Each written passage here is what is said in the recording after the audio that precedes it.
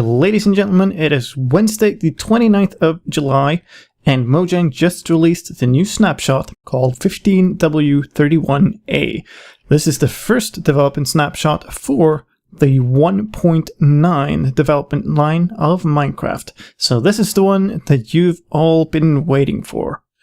Are you excited? I'm excited. Let's start with the tiny thing that I noticed that is bringing me a lot of joy right now, and that is the fact that when you are in the F5 screen, you no longer have a crosshair in the middle of your face, despite not having switched the UI off, which is pretty nice. You have a crosshair in your first-person view, like this, but as soon as you hit F5, you no longer get the crosshair in the middle of your face. Appreciate that, Mojang. Now let's get into it. Let me show you around this new update. There's a bunch of new blocks. So let's head down here because we're going to need some grass. Here we go. If we're looking here in the creative inventory, we can see a bunch of new blocks here. Building blocks at the bottom. There's the Purpur blocks, and there's a pillar version of that, a stair version of that, and a Purpur slab version of that. And then there's an Endstone bricks block. So that is pretty cool. If we look under decoration, we'll also find a bunch of new things. There's the coarse plants and the coarse flowers, and then there's the end rod. Now there are two more blocks that have been added that are not part of this inventory for whatever reason, and one of them is the path block. So if you have a shovel, you can right click on grass and you get grass path blocks, which is pretty nice. It only works on grass, it doesn't work on dirt, so there's no dirt path.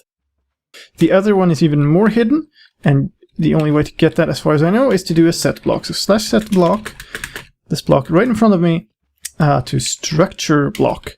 This is the mystery block, or whatever you will, that Surge has been tweeting about, I think it is. You cannot, as far as I can tell, access it. I can't middle click to get it into my inventory. I can't right click to get anything. I can't control middle click to get anything. It just does not appear to do anything. But it does have some data to it.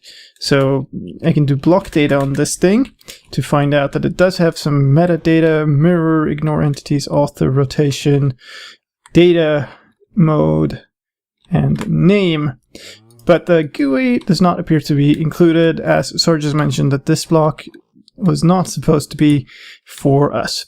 But I haven't had much time to investigate that, and I will be returning to it for sure. Let's look at more of these things.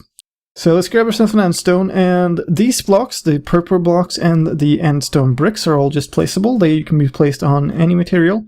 These coarse plants and coarse flowers need to be placed on Endstone. Now let's start with the end rods, because they're very cool. You can place them, and they are a light source. So if I place them, you can see how the surrounding area gets lighter. They give off an equal amount of light as a torch does. And you place them on the ground like this. You can place them on the sides of block, like so.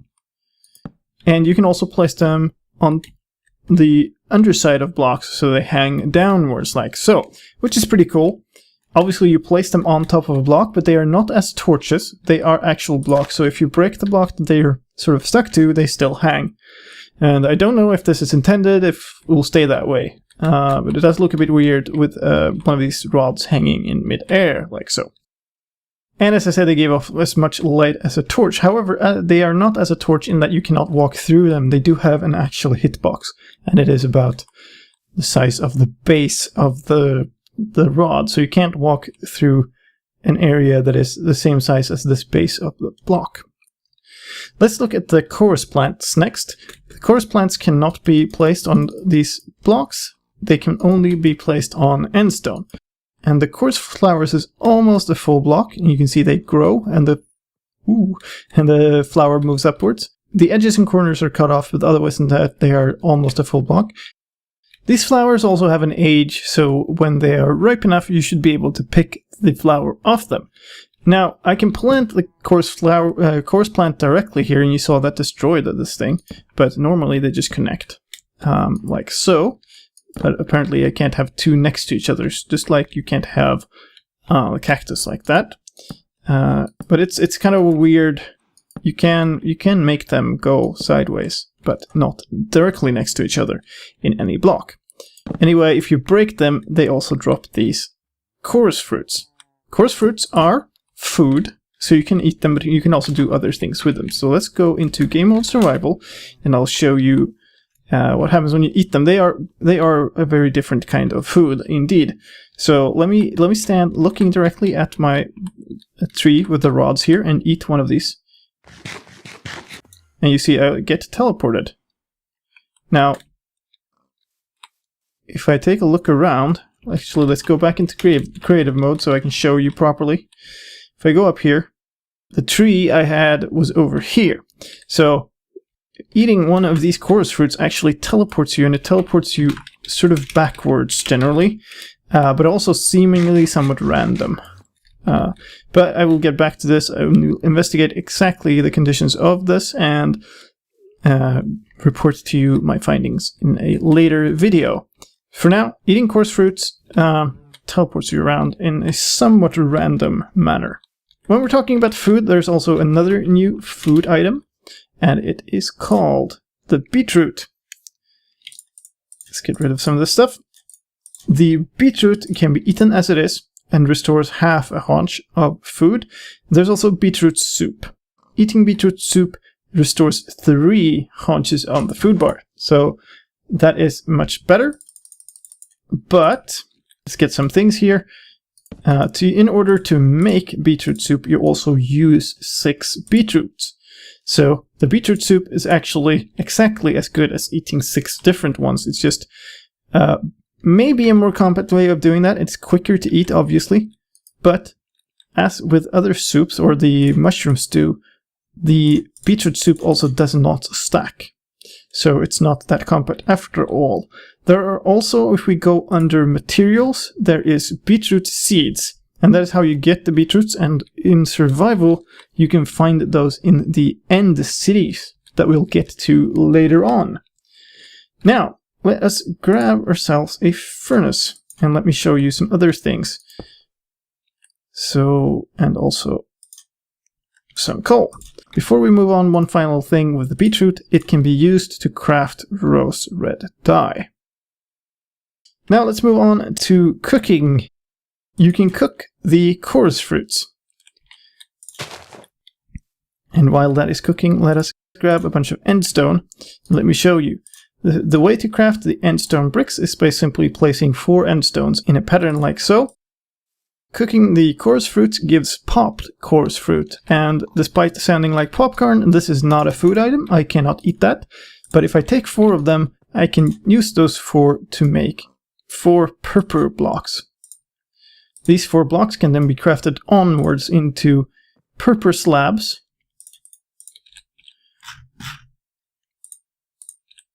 or also into purpur stairs. Now, if I make slabs out of these, I can then use those slabs to create the purpur pillar. So those are the crafting recipes for all the new blocks, like so.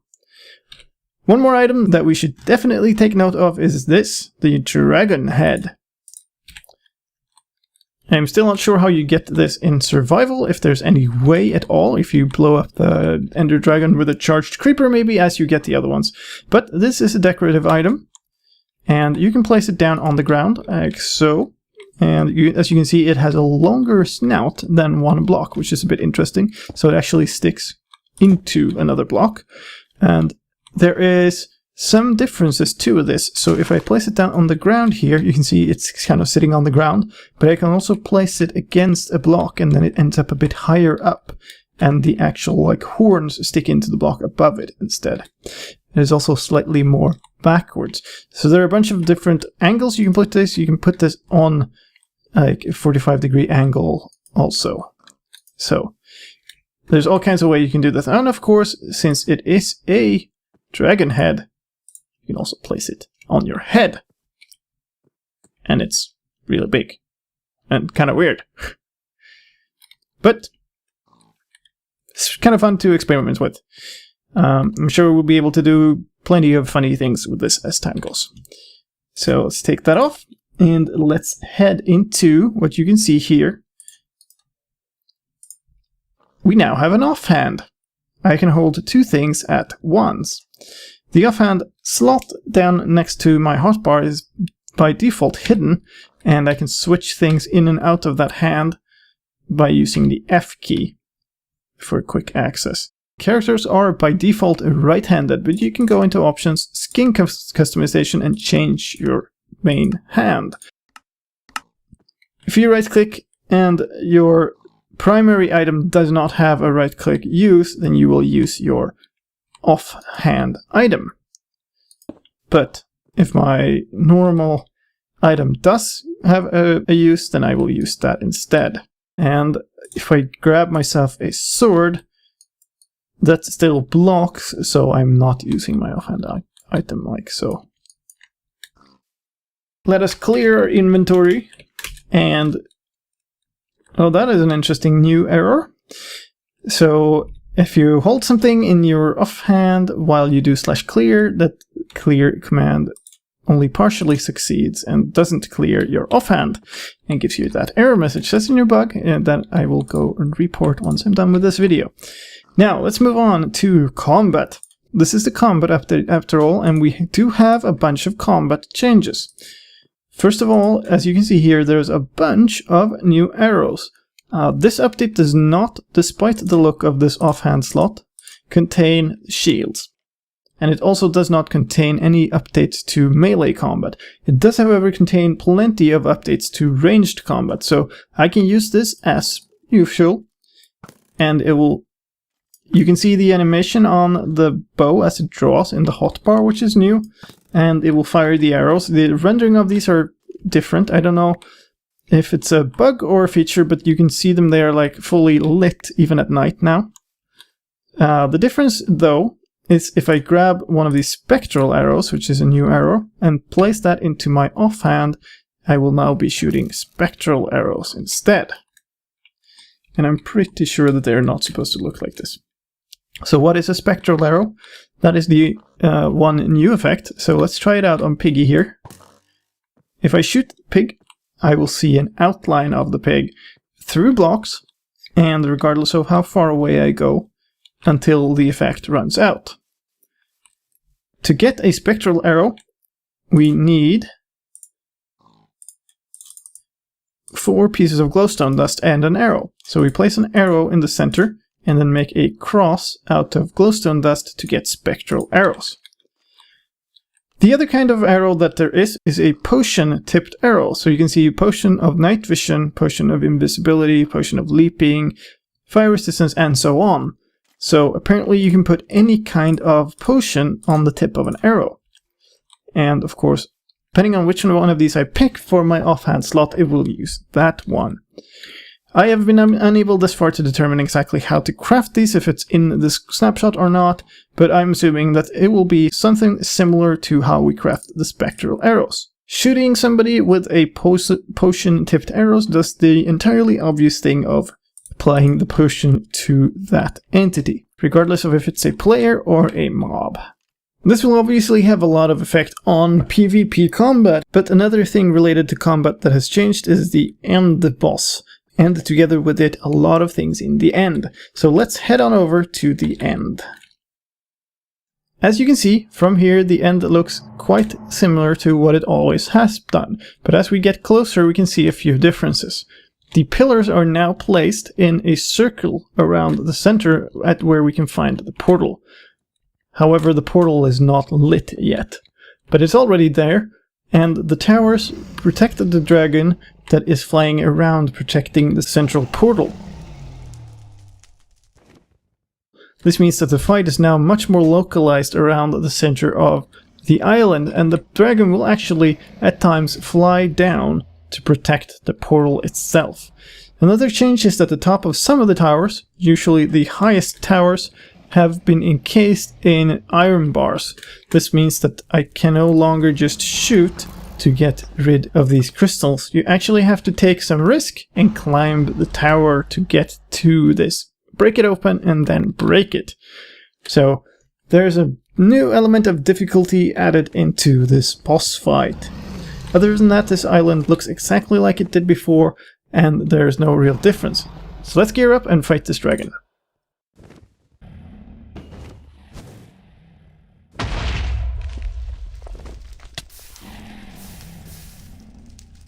As you kill the towers, this dragon will sometimes fire off fireballs at you as well.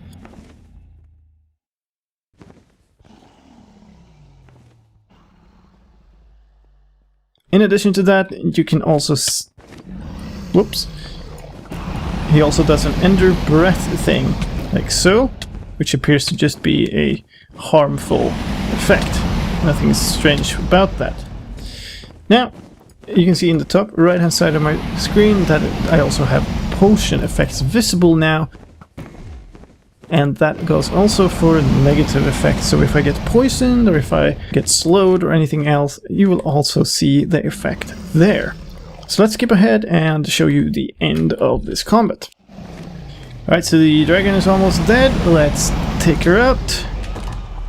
And there we go. The end of the Ender Dragon. And we get the same cutscene as usual from before. Still a massive amount of experience, and this I think is a bug because I haven't seen this one before. Usually, let's go into game mode creative again. Usually this simply activates this portal down here, and you get the dragon egg as before. But what you also get, you can see over here, is a new portal. This is called the End Gateway. The texture of this is the same as the texture of the End Portal, but it's in a full block texture. And it's also encased in bedrock, as you can see, so you can't make it in here without using an Ender Pearl. So let's grab a bunch of those, and let me show you how this works. This is a portal, and throwing an Ender Pearl into it will take you away quite far, about 1,000 blocks or more, to another island in the end here. So I'm now at minus 90, 26. Let's throw it in, and I'm at minus 1064, 346. And here you can see a beacon effect showing me where the portal is. And this usually shows up when you see when the dragon is killed and you see the portal for the first time, and then goes away like that. Here are the new kind of end islands, where you get the coral plants growing up like this, and there's just lots and lots and lots and lots of this. Other than these plants, these new end islands are pretty much the same as the original end island, but sometimes you can also find end cities on them. So this is one of the end cities. As you can see, it's a structure. These can vary in size, and they also have the new end rods. I don't know if these are craftable or if this is the only place to get them. They also have some banners. This one appears to have fallen off. So there are some banners hanging around, and these are made out of the Endstone, magenta glass, and the Purpur blocks. So if we go down here, we can also see another of the new features on this, which is these little fellows. These are the Shulkers. So let's go game mode survival. And these things will wake up. They shoot projectiles, and you see they go sort of along the coordinate axis. It's a bit weird that way. And they're pretty slow, so you can outrun them. But if they get many, they're going to hit you. And you get a levitation effect. Now, this levitation effect lasts for about 8 seconds. Let's do that for now. And it's listed as a negative effect because, well, once it wears out, you're gonna fall. And if I hadn't been in creative mode there, I would have taken damage. So those are the Shulkers, and they can be found here, either on walls, on the floor, or in the ceiling. They attach themselves to a block. Now I can run up into this structure, and you see there's like a parkour-like section here that has a bunch of these rods, and there's also Shulkers around. The one more interesting thing I want to show you, we can see over here, and that is a beacon. Some of those end cities have a beacon. This one seems to be separated from the rest of the end city, but there's also a Shulker here. Sometimes they're connected, sometimes they're not. And if you go to the beacon and head down here, let's break this open from here. You can see here's the beacon. There's a Shulker here, and there are chests. So here is where you can find the Beetroots. You can also find materials like diamonds and iron, saddles as usual, and just gear. But the difference between these and other chests is that these contain enchanted gears. So protection 4, unbreaking 2, feather falling 4, protection 4, so these chests contain pretty good loot. When in main hand, +4 attack damage, that's also new. So we're getting towards the end of our little tour here, and there's just one more thing I want to show you, and that's in here, that these fortresses can contain pre-filled brewing stands, and these generally tend to contain 2 potions of healing is what I've seen. It might be random, but the ones I've seen have been 2 potions of healing. So that is a quick tour of the end cities. Before we end off here, I'm actually going to do one more thing, and that's looking at the new levitation effect. So if you do effect slicedlime levitation, let's just do 1 second for now, and that brings me up for a second. If I do 10 seconds, I'm going to float upwards, and hopefully I don't get killed by this fall. That's actually very high. There's another thing I can do here is amplify the effect. So if I do 1, 2 instead, I get a stronger levitation for 1 second. Now, if I do 100 seconds of levitation 255, I get something a bit different. So it says levitation, and it's actually it's hovering rather than bringing me up. I can't move up or down, and I can't speed up like I can in creative mode, but it's letting me hover around. So this should be a very useful tool for command blockers indeed. This is the first time we get something more properly akin to flying in survival mode. So that is pretty cool. And then I want to show you, if we switch back to game mode creative, one more thing that we've discovered, and that is related to the dragon head and the redstone. So let's do /effect slicedlime clear, so we can go down to the ground and do something with this. So if I power the dragon head with redstone, you can see that it actually animates, which is pretty cool. So yeah. I don't know if the signal strength makes a difference. Doesn't appear to. So the dragon head can be animated. Don't know if it's useful for something, but I'm sure somebody will figure out something pretty cool to do with it. And that's going to be it. Thank you for joining me on this little tour of the new end and of Minecraft Snapshot 15w31a, the first combat update snapshot. I will obviously return with more in-depth information about these new components. Especially I'm interested in looking at that structure block and see if there's any way we can abuse that to do some cool stuff using command blocks. And I'm also very interested in seeing exactly what we can do with these shulkers and with the new end gateways. So look forward to more videos about this new snapshot, and exciting times indeed. My name is slicedlime. Thank you for watching, and I will see you next time. Bye bye.